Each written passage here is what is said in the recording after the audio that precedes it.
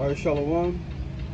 First and foremost, I want to give all honor and glory to Yahweh, Ba'ashem, Yahushai, and we're the children of God, and we're coming to you to preach the gospel of the kingdom, okay? Because that's what we've been authorized to do, and that's what it's going to take, right? The scriptures tell you that when the gospel is preached to all the creatures of the earth, then shall the end come, right? So I'm gonna start right here, John 13 and 35, because a lot of people don't know what a Christian is, right? And a lot of people will say they're Christians, but are not doing what Christians do, right? Because again, a lot of people are misinformed what a Christian is, right? Which a Christian is somebody who follows who they call Christ, Yahushua, the Son of God, who they call Jesus, right? Hamashiach. That's what a Christian is, right? So a Christian is somebody who's trying to be like or walk in the footsteps of the Son of God, Yahushua, who they call Jesus, right? So I'm gonna go to verse John 13:35. It says, "By this shall all men know that you are my disciples, if you have love one to another," right? So if you got love, when you have love one to another, right? That's Yahushua says right here. That's how you'll know who's the disciple of Yahushua, right? Matter of fact, I want to get that word disciple.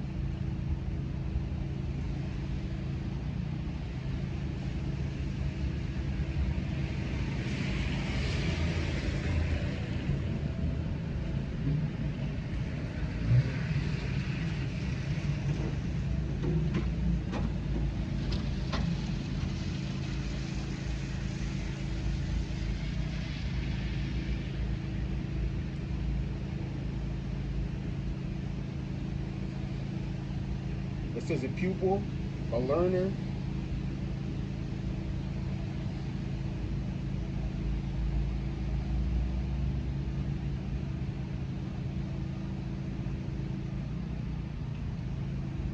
so a pupil or a learner. That's what it says, a disciple, right? Let me see what Google is. A person.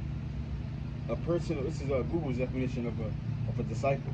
This is a personal follower of Yahushua during his life, especially one of the 12 apostles. It says a student, a follower or student of a teacher, a leader, or a philosopher. So another word for disciple is an apostle or a follower, an acolyte, a protege, a pupil, an admirer, a devotee,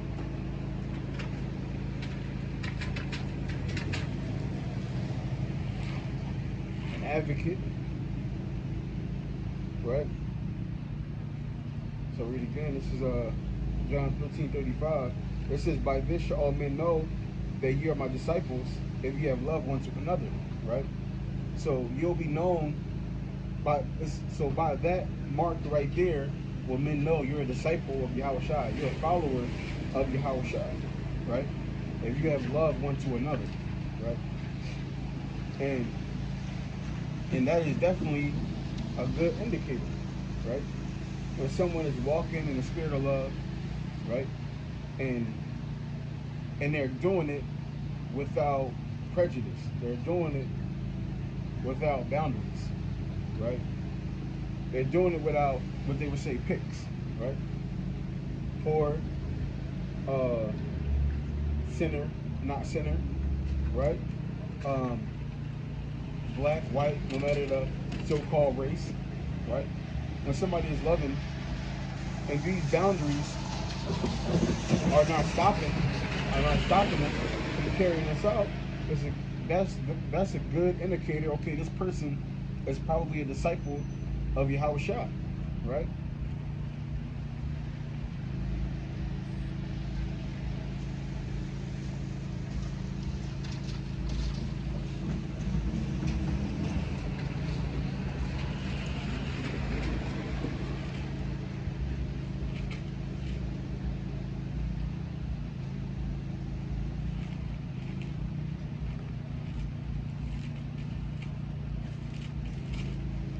It just made me think of something. You got a lot of people, or the majority of people, who call themselves Israelites, right? They don't call themselves Christians, right? They call themselves, like I said, Israelites, right? And Israelites are known for people who stay within their group, right? They're known for being wicked, right? That's what they're known for. Because when you look at the scriptures, what is happening from point A to point B almost all the time? The Israelites are in some kind of peril, and how they get there? They got there from breaking the laws, being wicked, right? But they tell you Deuteronomy, the 25th chapter. Double check. So they tell you Deuteronomy 28th chapter. No, it's 28. It's 10. It's 28.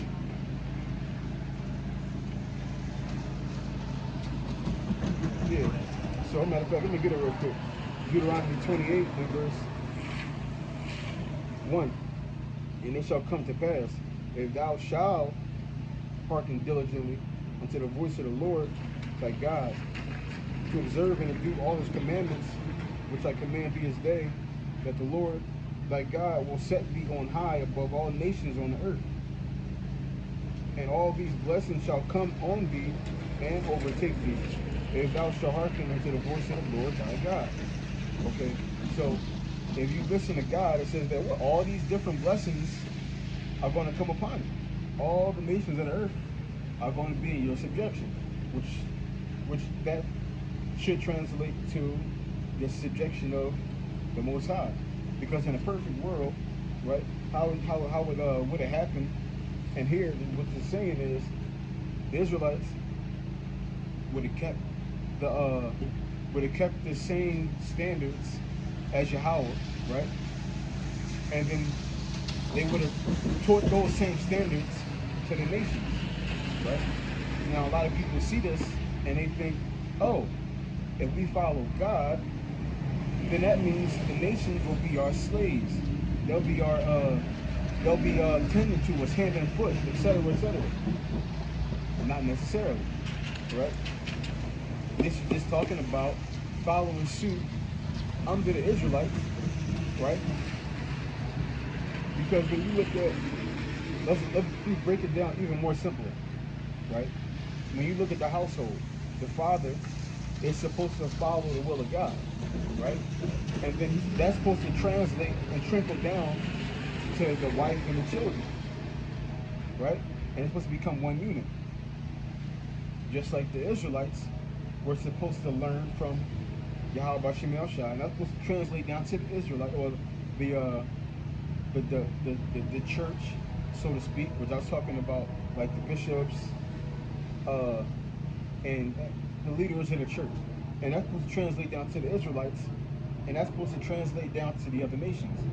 And everybody was supposed to serve God and follow God, right?